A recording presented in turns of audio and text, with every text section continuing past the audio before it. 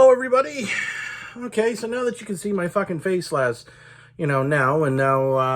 clearly my camera is not totally broken. So for those of you who were tuned into the chat last night, you didn't see my face because, well, I had an update scheduled for my phone, and because, fucking Derpy Dirk McDerphead, I should have just fucking did my update on my phone, and then I would have been finding you to see my face. But then again, most of you probably don't want to see my face, because why would you? Because all you see is basically eyeballs, a snout, fucking two big buck fucking teeth, and a huge ass beard. Unless beards are your thing. I mean, if beards are your thing, then, well, fuck, okay. Anyways, I wanted to bring this up on the fucking stream last night, because I know a bunch of you may or may not have seen my short on my sort of newly acquired for a month, the rental of a Fender Jazz Bass. And I'm going to get that out now. It's over here, right where my finger is, where all the glare is, because, none of us in the VC actually have any remotely decent lighting, except maybe Johnny Mac as well. It's Johnny Mac. I'm going to take my fat ass over here, and we're just going to look at it.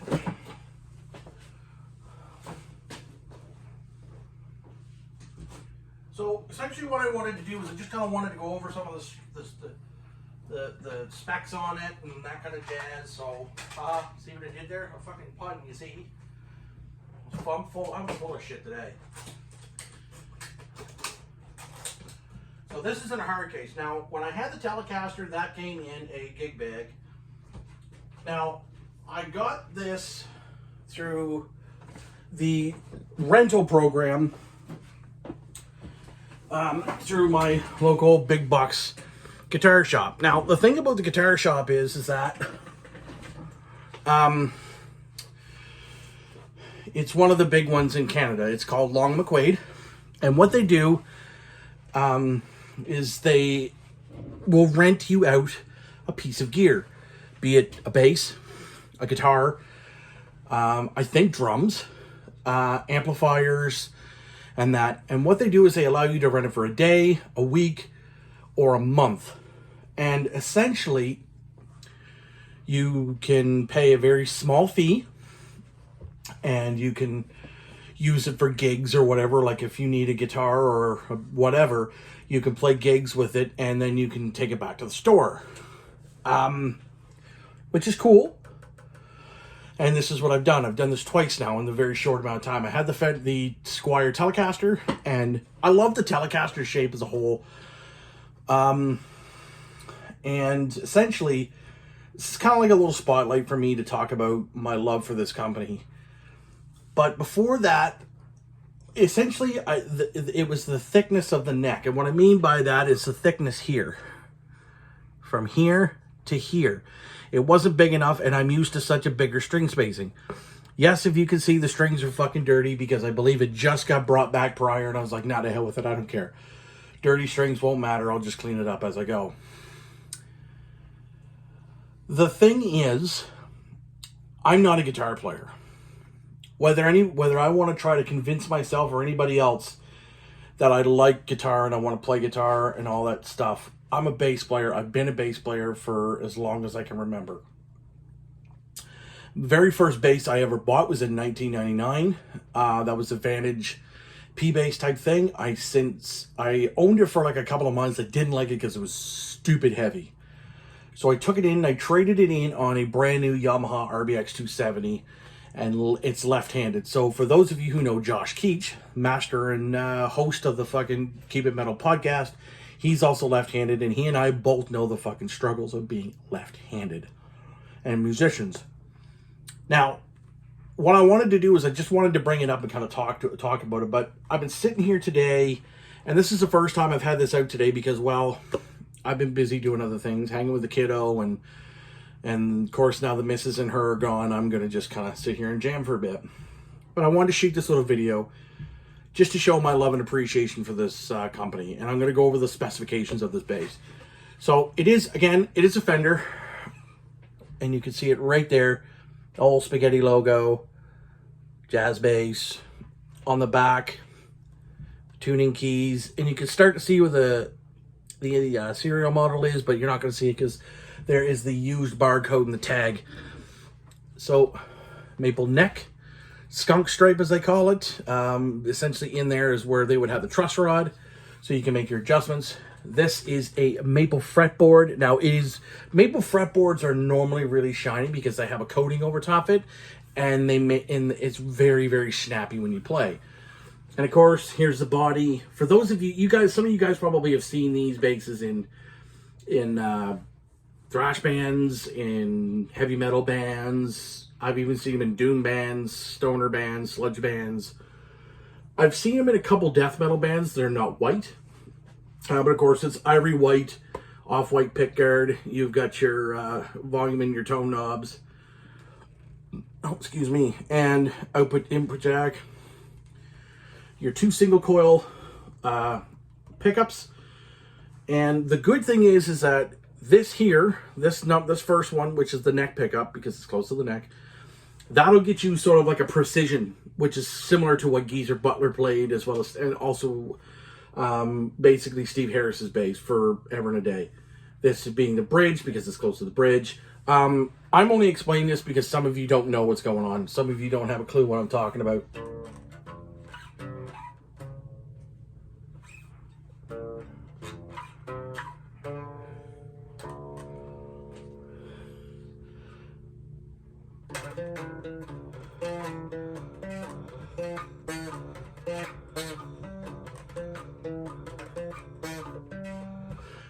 If you could hear that, that was Schism by Tool. It's one of my favorite things to play on a bass. Even though I'm not a big fan of the band at all, I just love that intro and that thing. Of course, on the back, 4 bolts to hold the neck in. And of course, it's got the big spaghetti logo. Funny enough how you see the UK can. So, the thing about this bass is, and the thing about Fender basses as a whole, I've been infatuated with that company for as long as I can remember. And for those of you who know and have seen that little 12-string acoustic right back there, that is a Fender as well. It was the first logo I ever saw on a guitar, and it's the one that I've been so obsessed with for years. So, rather than just kind of waffling on too much about my love for Fender, I wanted to get a P bass first and foremost because I love P basses far more than I do jazz basses. I don't dislike jazz because I've been playing a jazz bass forever, but I do like how it is. I do like how versatile it is, and of course it comes with a hard case. Now I'm going to put this back here real quick. Now yesterday I sat and I played along to the band's very first record in full, and that was a lot of fun. It brought back great memories of writing the songs, and the songs that I wrote, or the songs that we wrote, I should say. A lot of them was done with the Squier Jazz Bass, so it's a little bit different. It's sort of like the lower line, but so that there's the Fender Player Series. I'm gonna go through this real quick. The body itself is made of alder, so it's fairly light, but it's got a bit of chunk to it at the same time. The body finish is a gloss polyester, so it's shiny and things, even though it's white and it sort of looks dull. And the body shape, it is a jazz bass. So moving along here, the neck, as I said, it's a maple neck, satin urethane finish on the back, so it's still smooth, but it's not sticky. Gloss urethane finish on the front, has a modern C-shaped neck, so it's nice and comfortable on the hands. It's not overly abrasive. Oh, excuse me.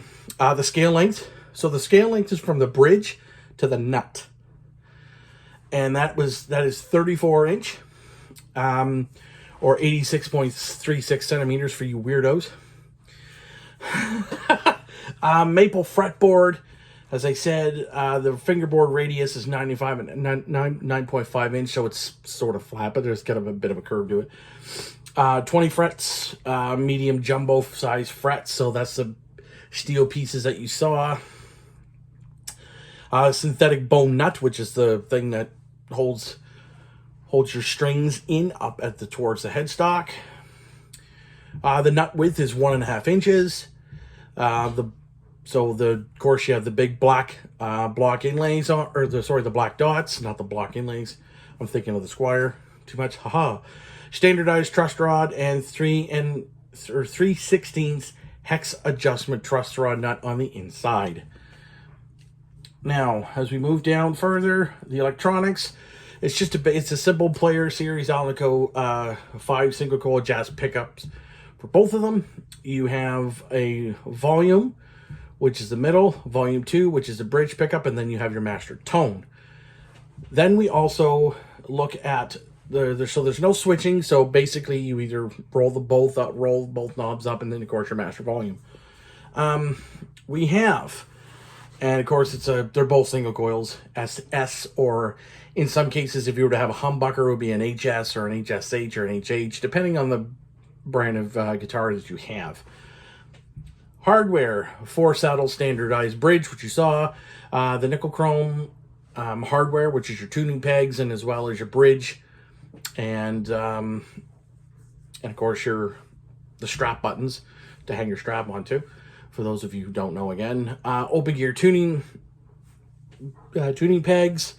The pickguard was a 3-ply parchment, vintage style black plastic jazz for the control knobs. Those are usually the standard knobs that you get on a jazz bass. And of course the 4-bolt neck plate with the F Spaghetti logo, as I stated. And of course they usually have Fender strings on it. That's probably got the Dario on it. But yeah. Now, normally that does not come with a case. They do have a recommended deluxe molded case. That's not a molded case. But that is a case that they provide customers for when they take it home, because most people are going to rent it and they're just going to put it in their car. And sometimes that's not good, because if it's cold out, it can really screw things. So that's basically it. Again, the bass that I would honestly prefer to have would just straight up be a precision. It would absolutely be a precision. I'm a big fan of the precision basses. But hey, what are you going to do? Because I'm left-handed, it's extremely difficult for me to get anything remotely like that. So again, guys, just a quick video. And I say quick because it's 12 minutes and 38 seconds now. Because I'm such a fan of the company, it's really hard for me to want to get a Fender bass, because the cost associated could absolutely kill me. So I've decided, I'm kind of in that process right now of what do I want to do? Do I want to get a precision bass? Do I want to get, do I want to just go to something a little bit different, a little less expensive, so that I can kind of, get on with the path? And because I'm really not going to be playing in the band, I'm just going to be pretty much getting it, and I'm going to be shooting some videos with whatever bass I get. And, But I also need to get an amp too, and I'd probably just get a little practice amp, I think, for right now, just simply because I'm not going in and playing gigs. But for those of you who are not aware of what a P bass looks like, I will show you here.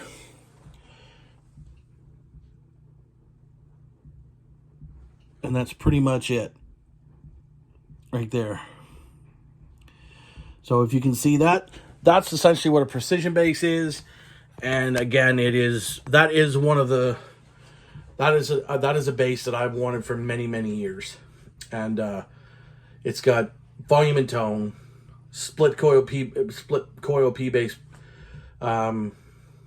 pickup, a maple fretboard, maple neck. Even with that black body and the white pickguard, I would probably, the only thing I would do to that right at this current moment is swap out that pickguard for a red tortoiseshell one, because I've seen Geezer do that many times, and to me, right off the bat, that to me is just heaven. I mean, that to me would literally set my world on fire. But anyways, guys, I just want to say thank you ever so very much for watching my videos. Sometimes I get the urge to want to do videos, and other times I don't. But I do know for a fact that over the next little bit, I will be going into getting some stuff ready for reviews. I do know that March 8th, which is next week, There will be 2 records coming out, and I'm hoping to get a full listen on one of them. One of them I've had in my inbox for quite a while now, and I will be listening to that this coming week, doing as much as I can review-wise, and it is going to be go time. Because this is a big release coming out of a specific label that I've worked for, but just done reviews for last year, and I'm really enjoying that sort of bit of excitement that I get in my inbox every so often from this label. Thank you guys very much for watching. I really, really appreciate it. If you like what you see here, hit that like button, hit subscribe, chuck on the notifications, because now that the whole Christmas season and the February, because I hate February as a whole, just because of the fact that it's like the worst month for me, and I just don't like it because it's too cold and it's depressing. But now that it's been warming up and you can see the sun sort of blasting, it's going to be good, and I'm very, very much looking forward to warmer temperatures, and then I'll give you more content. Anyways, guys, again, thank you so very much, and I hope to see you guys soon, very, very soon.